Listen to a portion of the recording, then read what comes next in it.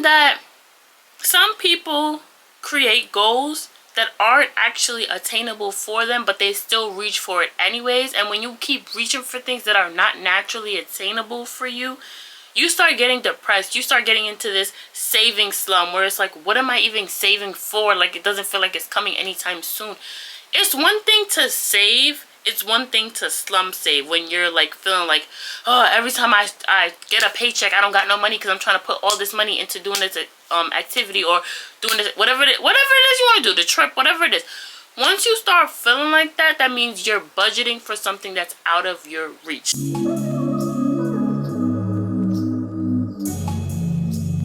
Hey y'all, welcome back to my channel. If you're new here, welcome. My name is Makita, but you can call me the Real Impulse. And on this channel, we teaches the girls how to spend the money that pays them. Okay? Pays them. And if you're not treating yourself, that's weird. Do me and the rest of YouTube a favor and stop being wrong. So today I am giving y'all my top 5 ways to get you out the house in 2024 in your 20s. Okay, we're on a living spree. Let's live it up here. I just feel like personally I'm tired of being in the house. I'm tired of y'all being in the house. We gotta cut that out. We gotta give it up. So here are my top 5 ways, tips, tricks, how I break it down, how to get you out the house. Y'all know what I'm trying to say, so let's go. Number one is to plan it in advance. Please plan it in advance. If you want to be outside next weekend, you should be planning that from bare minimum last weekend. So if you want to go out on Saturday next week, Saturday of last week, it should have been planned, okay? I don't want y'all to want to be like, oh, I want to go outside on Saturday. Saturday is tomorrow, and y'all not going nowhere. You know why? Because nothing is planned. You need to plan it. You need to be like, I'm going to go out on Saturday at 10 a.m. I'm going to go to the movies. And after the movies, I'm going to go to the park. And after the park, I'm going to go, I don't know, hiking. Whatever you want to call it.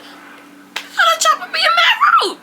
Whatever you want to call it. Make sure y'all are planning it in advance, because when you plan it in advance, you are mentally prepared, physically prepared, emotionally prepared to be outside. When you don't even prepare in all 3 of those preparers, you end up not wanting to go no more, because you was like, oh, I don't feel like going no more, and then you just end up not going. So make sure you plan it in advance. I don't care if you even plan to just be in the grass in the park. Make sure it's planned in advance so you're prepared to do it. Just a disclaimer, I'm talking about outside in your city, outside and out the country, traveling outside. Like, we're talking outside, okay? Stop staying in the crib. Plan that trip, plan that adventure. We're going outside. But anyways, number 2, put everything in the budget. I'm gonna say that again. Put everything in the budget. I feel like a lot of y'all be holding yourselves back because you want to plan to go to Dubai. You plan the ticket. You plan the whatever, airfare, whatever, hotel, whatever. You didn't plan to buy the outfits. You didn't plan to buy the food. You didn't plan the excursions. Like, all of that stuff has to be paid for, and that money does not grow on trees. You need to add it all to the budget, because once you get there, because then here's what's going to happen. You're going to end up in Dubai. You're not going to have the outfits that you want to wear. You're going to see something you want to do, but you can't wear certain clothing. You have to change your clothing. You have to buy clothing to wear it there. You want to do excursions, but then you don't have no money for the excursion, or you spend money on the excursion, but it's like, oh, I got to spend $100 now because I'm on vacation and I want to do this. Leave all of that animosity in the crib, okay? All of that animosity, the way you say, oh, leave your problems at the door when you enter in your job or whatever. Leave that animosity in the crib, okay? When you come back, you could be animatocious, whatever you want to call it. Once you step out the crib, high energy. High energy. You never know who you're running into. High energy. So make sure when you planning anything, it is in the budget. So if you want to go to Dubai, make sure you have a list. I personally create an itinerary. I say travel.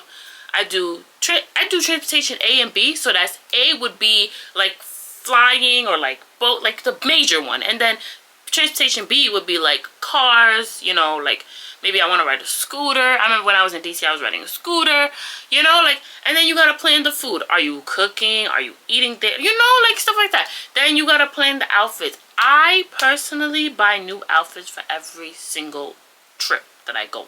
That's just me. I buy a new outfit for every single day, every single trip. It's just how I go. So I would be like, Monday I'm gonna wear this swimsuit, this outfit, this loungewear. Like I'm changing 2, 3, 4, 5 times on vacation and in a day. Okay, so I plan all of that stuff out. You need to be a type A person when you're budgeting. That's all I'm gonna say. I'm gonna leave it at that. Number 3, find cheaper ways to do things. Okay, like me when I was in DC and Philly, I was cooking breakfast to save money on breakfast for me and my boyfriend because I was paying for both of us, and I don't got money like that. If y'all didn't know, I'm not rich. I mean, I got a little something, something, but I ain't rich. So you have to plan. This hair is getting in my face. You have to plan to be basically a cheapskate. Like, I personally paid for a certain amount of excursions, a certain amount of activities. I paid for packages, like city packages, that everything comes together. I cooked. What else did I do? We took the bus. Well, we didn't take the train, but we were gonna take the train, but the train was a little bit too confusing. We didn't want to get lost, especially when it's not our city. So we just took the bus, but like we just found cheaper, well, I found cheaper ways because I planned the trip, but found cheaper ways just to get around, eat, like all this other things. We did happy hours and BOGOs on Uber Eats, like just stuff like that to save money where you can, because I find that outside is real expensive these days. And not just to say like going places, but also just like regular grocery shopping, you know?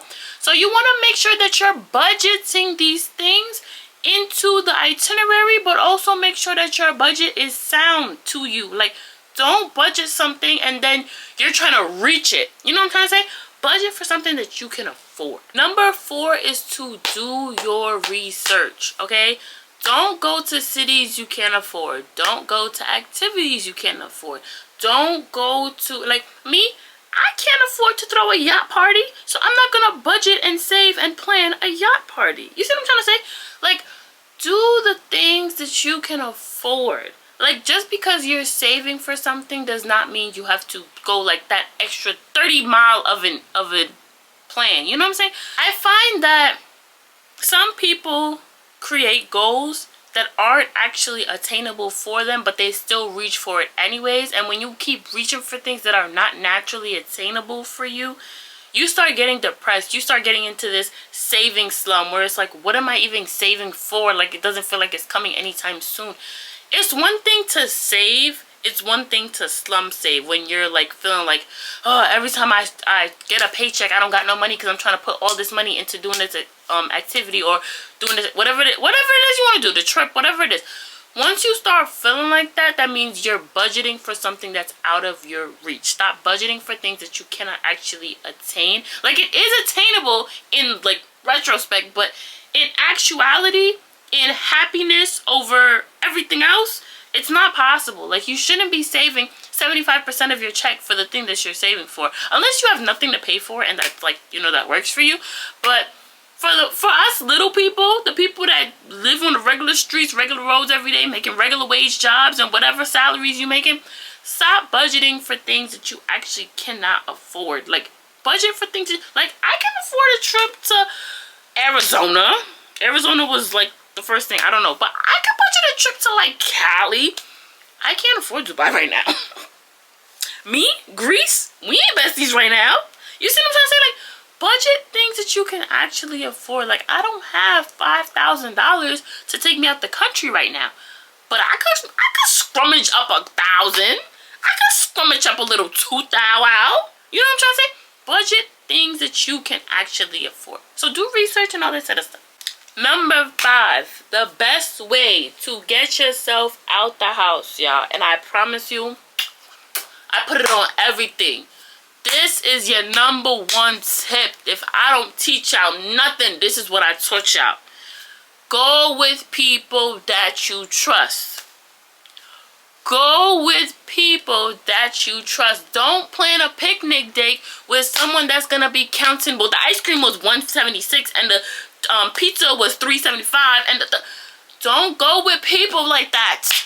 Go with people that you trust, people that you could split a bill with. Like me, my big homie is my boyfriend. I say I want to go out to this place, he's down, and then on top of him being down, he's put it up the bread. Stop going out with people that aren't putting up the bread. You need people that are gonna put up the bread. Are y'all hearing me? The bread. Stop hanging out with people that don't got bread. Okay? Like, y'all keep going out with people who be counting dollars. Those are the type of people that will do you so wrong when it really comes down to it. In New York City, we have a lot of like group deals. Well, I mean, it's probably in like a lot of cities in the United States. Like when you go on vacation, I know normally like they have these kinds of things, but it's like there's like group packaging and there's like paying. Like there can be an activity, but if you buy 2 of the activity, it's like $10 cheaper than if you buy 2 separate tickets and then you get that one. You get that, you split that in half, that is much cheaper than going by yourself. You see what I'm trying to say? I hope I'm making sense to y'all. Like, it's cheaper for you to hang out in twos, but it's hard to hang out in twos when you're with somebody that's counting dollars. So you gotta have trustworthy people around you. Like, you got the tickets, I got the food. You know what I'm trying to say? Well, in New York City, tickets and food definitely cost around the same amount. But you know, maybe if you go to like, I don't know, Georgia or something, I don't know where it's cheap. Virginia, the South, somewhere down there, it's way cheaper than New York City. You know what I'm saying? So when you hanging out with the right people and you cutting the dollars the right way, it will always be easier. Like, okay, I paid for food last time. Food for me was $30. Tickets for you was $50. Now next time we go out, you got the food. Food for you is $30. Tickets for me is $50.